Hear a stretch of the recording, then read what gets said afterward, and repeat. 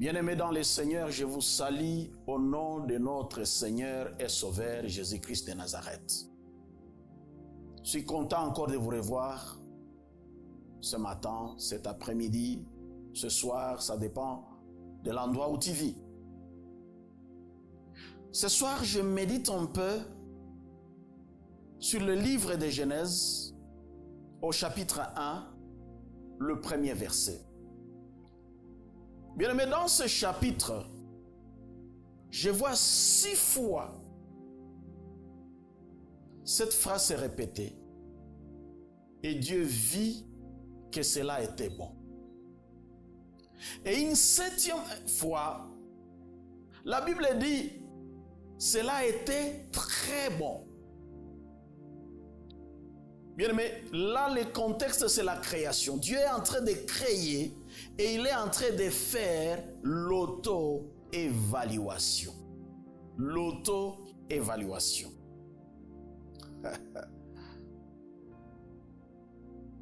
Il y a un principe que Dieu nous donne. Il crée lui-même et il évalue lui-même ce qu'il est en train de créer. Qu'est-ce que cela veut dire? Bien-aimé, si tu ne peux pas aimer toi-même ce que tu fais, il ne faut jamais t'attendre que les autres aimeront cela. C'est-à-dire que ce que j'aime, ce que moi j'aime, probablement quelqu'un d'autre aussi aimera. Alléluia. C'est pour cela qu'aujourd'hui j'aimerais nous demander, bien-aimés, de toujours faire l'évaluation de ce que nous sommes en train de faire. Est-ce que tu évalues ton leadership dans le ministère où tu es? Est-ce que tu évalues ton leadership dans l'organisation que tu diriges? Est-ce que tu évalues ton leadership dans l'église que tu diriges? Et si tu faisais cette évaluation, quels sont les résultats? Si tu dois t'écouter que la mention médiocre, passable, est-ce que c'est bon? C'est très bon? Est-ce que c'est excellent? Ou c'est parfait? Sans cela, on ne peut jamais s'améliorer.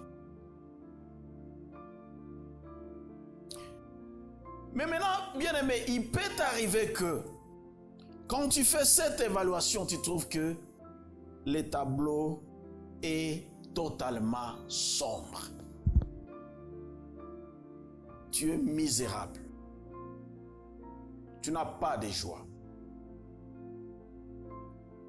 L'équipe que tu diriges plutôt, n'arrive même pas à accomplir une tâche valablement. Le membre de l'équipe dirigeante, peut-être de ton église, peut-être de ton organisation, démissionne en cascade. L'équipe n'a plus de respect pour toi comme leader. Faut-il abandonner? Qu'est-ce qu'il faut faire? Il y a 3 questions que tu dois te poser. 3 questions à se poser. Bien-aimé, la première question à se poser, c'est celle-ci. Ai-je réellement le désir de diriger? Ai-je réellement le désir de diriger? Écoute, la Bible dit ceci dans Proverbe 10, 24. Ce que redoute le méchant, c'est ce qui lui arrive. Et ce que désire le juste leur est accordé. Alléluia. Je ne sais pas qu'est-ce que tu désires. Donc par rapport à ce verset, vous allez comprendre que si tu désires l'excellence, Dieu va t'accorder l'excellence. Si tu désires ce qui est bon, ce qui est très bon, Dieu va t'accorder cela. Mais si tu ne désires rien, ne t'entends pas à avoir quelque chose de spécial. C'est pour cela, bien-aimé, dans 1 Timothée 3, le verset 1, 1 Timothée 3, le verset 1, la Bible dit ceci: cette parole est certaine. Si quelqu'un aspire à la charge d'évêque, il désire une œuvre excellente. Il désire une œuvre excellente. Est-ce que tu désires une œuvre excellente dans tout ce que tu es en train de faire? Est-ce que tu désires une œuvre excellente? Bien-aimé, c'est très important d'avoir ces désirs pour diriger et bien diriger. Pourquoi je dis cela? Bien-aimé, les autres ne feront pas bien leur travail si toi tu ne fais pas bien ton travail comme leader. Les autres ne feront pas bien leur travail si toi tu ne fais pas les tiens bien comme leader. Tu sais, si tu n'as pas le désir de diriger, tu ne seras jamais confortable en tant que leader. Si tu n'as pas le désir de diriger, tu n'auras pas la volonté de bien diriger toute ton équipe. Et si tu n'as pas ce désir de bien diriger, tu ne fourniras pas d'efforts pour acquérir de nouvelles compétences, ni de motivation. Tu ne feras pas d'efforts pour résoudre les conflits dans l'organisation que tu diriges. Bien-aimé, si tu ne désires pas l'excellence, tes priorités ou les priorités de l'équipe ne seront jamais tes priorités à toi. Si tu ne désires pas l'excellence, tu ne t'identifieras jamais dans le problème de l'équipe. Si tu ne désires pas l'excellence, tu n'auras jamais le temps à perdre pour méditer et rechercher à accoucher des idées excellentes. Ça n'arrivera jamais. Bien-aimé, la deuxième question à se poser est celle-ci. Suis-je dévoué à la vision et à la mission de l'organisation? Suis-je dévoué à la vision et à la mission de l'organisation? Proverbe 29, 18, partie A, la Bible est claire. Sans la vision, le peuple est sans frein. Sans la révélation, le peuple est sans frein. Tu ne peux pas demander aux autres de croire en ce que toi-même tu ne crois pas. Si, par exemple, tu n'étais pas le visionnaire de l'organisation que tu diriges, est-ce que tu crois en la vision que Dieu a donnée à ce visionnaire? Est-ce que tu crois à la mission de cette église, de cette organisation? Combien sont les leaders qui sont dans l'église, qui dirigent des églises, mais dont ils ne connaissent même pas la vision ni la mission? Et comment tu veux réussir? Et comment tu veux être excellent? Et comment tu vas diriger cette église? Tu l'amènes où sans connaître la vision de cette église? Est-ce que tu connais la vision et la mission de ton organisation telle qu'est énoncée par son visionnaire et les membres fondateurs? Est-ce que tu connais?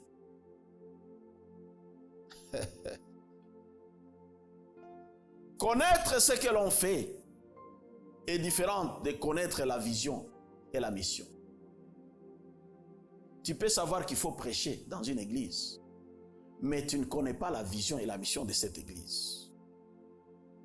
Pour connaître ce que l'on fait, parce que connaître ce que l'on fait n'est pas nécessairement connaître comment on est expecté le faire.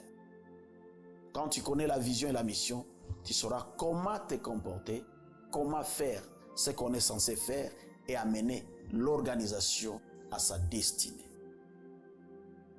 Bien-aimé, la troisième question à se poser. Suis-je intègre? Suis-je intègre? La qualité suprême d'un leader, c'est l'intégrité. La qualité suprême d'un leader, c'est l'intégrité. Prends-tu soin d'honorer tes paroles devant tes collègues et tes collaborateurs? Es-tu exemplaire dans ce que tu fais? Ou tu dis, écoutez ce que j'ai dit, faites ça, mais ne suivez pas ce que j'ai fait.